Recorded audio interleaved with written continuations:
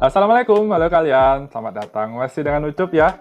Ya, ini adalah video bukan perdana juga, tapi istilahnya pembuka untuk seterusnya. Karena selamat datang buat kalian dan gue juga di game baru Undawn. Sebelumnya gue udah pernah ngasih video juga tentang Undawn ini. Cuman kebetulan pas itu mungkin temanya emang universal atau umum. Nah, kali ini gue mau istilahnya memberikan video atau konten tentang tips. Beginner tips atau beginner guide atau newbie guide perihal rumah. Nah, mungkin ini juga yang menjadi beberapa alasan yang pengen gue kasih tahu buat kalian yang sedang bangun rumah atau menjelajahi fitur rumah. Nah, ini berdasarkan hasil dari apa yang gue lakukan, apa yang gue terima, apa yang gue pelajari. Jadi disclaimer buat apa yang nanti yang gue sampaikan, jika ada yang salah setidaknya mungkin mohon dikoreksi, terutama buat sepuh buat yang udah senior atau udah mahir tolong diklarifikasi. Cuman gue buat ini berdasarkan experience dan pengalaman yang gue lakuin di beberapa hari kemarin. Ini juga dari sebelumnya gue juga udah pernah bikin rumah di game yang lain, tapi memang sepertinya ada hal yang berbeda. Jadi tips yang pertama itu adalah step by step. Jadi dan langkah demi langkah itu diartikan sebagai pembuatan rumah. Saat kalian nanti level 1, kalian nanti langsung diberikan space rumah yang besar. Nah, itu gua nggak tahu, tapi kemungkinan sampai seterusnya akan sebesar itu. Karena akan terlihat nanti pada model blueprintnya, lebih kepada model template-nya. By the way, untuk sekedar buat figur rumah, jadi gua memperlihatkan rumah yang udah gua bikin. Nah, modelnya seperti ini. Dan by the way juga ya, buat kalian yang mungkin belum add aja gua, nanti siapa tahu bisa berkunjung, bisa ketemu ya. Ini juga belum gua naikin, tapi ini untuk base dasar ini dulu. Gua Evla di server Raven Shelter ya. Jadi istilahnya dari tahap pertama tadi, kalau misalnya kalian dibikin rumah, diberikan seperti ini contohnya. Kan besar nih. Nah, yang gua sarankan itu step by step, itu langkah demi langkah untuk mempermudah kalian. Lebih bagus bikin rumah dari setengah wilayahnya dulu. Nah, termasuk gua. Jadi gua itu bikin rumah nggak sampai full. Ininya gua hapus, ada 3 blok, yang depan sama yang samping. Nah, hal ini nih sebenarnya untuk mempermudah kita membuat rumah. Karena ukuran rasio furnitur dengan bagian-bagian yang seperti ini, itu nggak sebanding.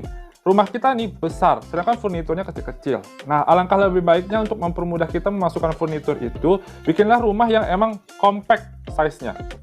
Sampai belakang juga segini. Gitu. Kalau boleh dilihat, ukuran rumah gua pakai, ini fitur yang lumayan nih. Nanti gua bikin video tersendiri ya. Ini kamera bebas nih, memang bagus banget. Nah, ukurannya cuma segini. Tuh. Kalian bisa dimasukin semua, jadi enak aksesnya. Nah, itu salah satu tips dari gua. Jangan, atau istilahnya, jangan terlalu menggebu-gebu bikin rumah. Step by step aja, gitu. Oke? Walaupun nanti misalnya kalian udah punya ide atau membuat rumah dalam model yang lain, setidaknya nanti bisa diekspansi lagi.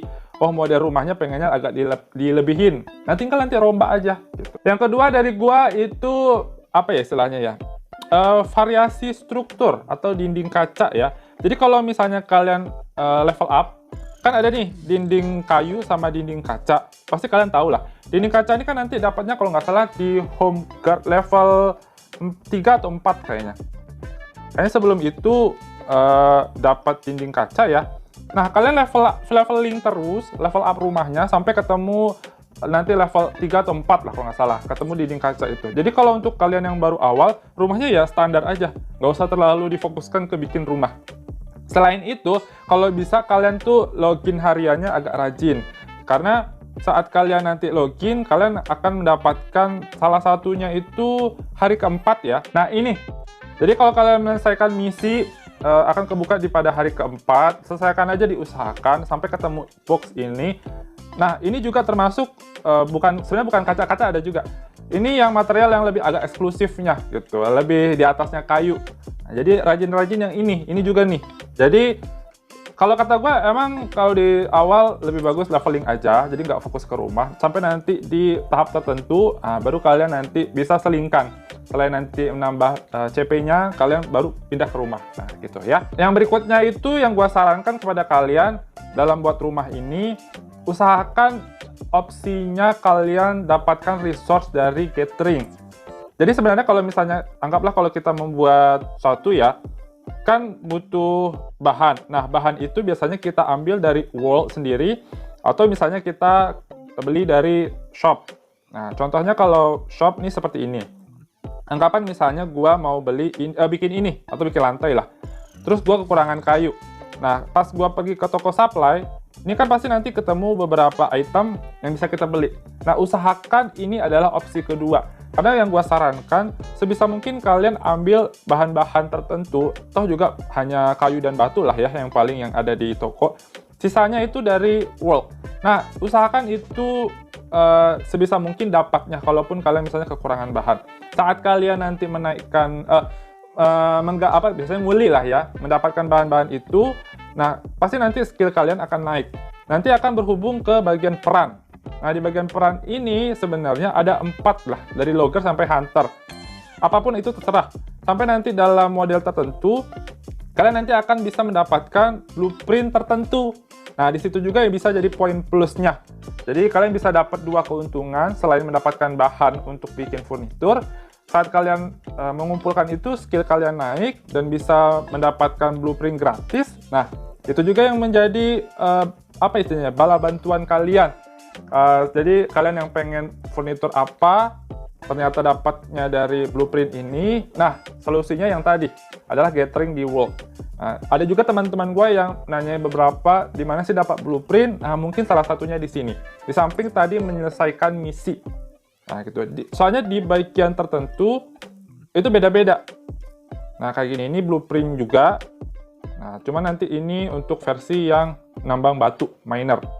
Lalu berikutnya, selain mengumpulkan dari world, kalian juga menyelesaikan misi. Jadi kalau bangun rumah, ya bisa aja bangun rumah. Tapi kan beberapa furnitur kayak gini kan harus ada blueprintnya. Nah, blueprint itu selain nanti bisa didapatkan dari dikasih reward, kalian juga harus menyelesaikan misi. Biasanya 2 yang gua sarankan. Pertama yang ada di panduan adventure, tidak hanya blueprint, bahkan langsung fisiknya dikasih ya. Nah, ini juga diselesaikan aja. Kan hadiahnya lumayan. Ini kebetulan gua lagi proses. Dan satu lagi yang di bagian ini, wilderness anecdote. Ya, itulah. Nah, di sini nanti kalian akan istilahnya side quest-nya dari misi utama. Di sini kalian bisa mendapatkan furnitur itu. Nah, kayak gini contohnya. Ini kalau nggak salah fisiknya langsung. Tuh. Baik dari jam, baik dari foto, pajangan, bahkan aksesoris juga kayak gini, itu juga bisa. Nah, itu kalau misalnya kalian punya waktu luang, selesaikan aja. Furnitur ini yang bisa istilahnya mendapatkan gratis tanpa harus bikin.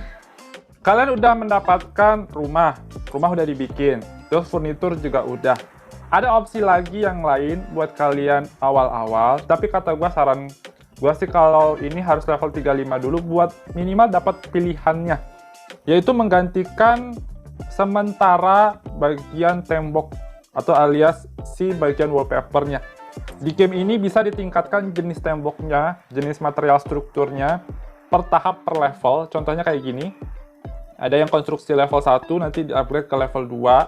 Nah, itu nanti kalian bisa di-build aja. Nanti kalaupun dalam mode membuat bebas, nah, nanti tinggal dilihat pilihan yang bagus. Nah, cuman sebenarnya kan bisa dikasih 2 opsi. Antara bikin wallpaper atau menggunakan versi upgrade-an. Nah, kalau kata gua, naik aja ke level 35 setidaknya. Untuk material ini sama soalnya. Jadi kalian bisa milih antara level 1 atau level 2. Jadi kalaupun misalnya kalian pergi, ini yang lain tambahan, saat kalian pergi ke bagian proses mendekorasi atau konstruksi rumah, di atas kan ada build. Nah, ini juga dari teman gua yang dari klan nunjukin juga bahwa di sini bisa kita membuat rumah tanpa harus mengumpulkan bahan dulu. Jadi nanti dibikin rumahnya aja, lalu nanti udah beres, tinggal di-save blueprint-nya, lalu kita implementasikan ke aslinya. Cuman harus rumah level 7 kalau nggak salah. Nah, itu tuh istilahnya mempermudah kita supaya tidak bolak-balik ke workbench.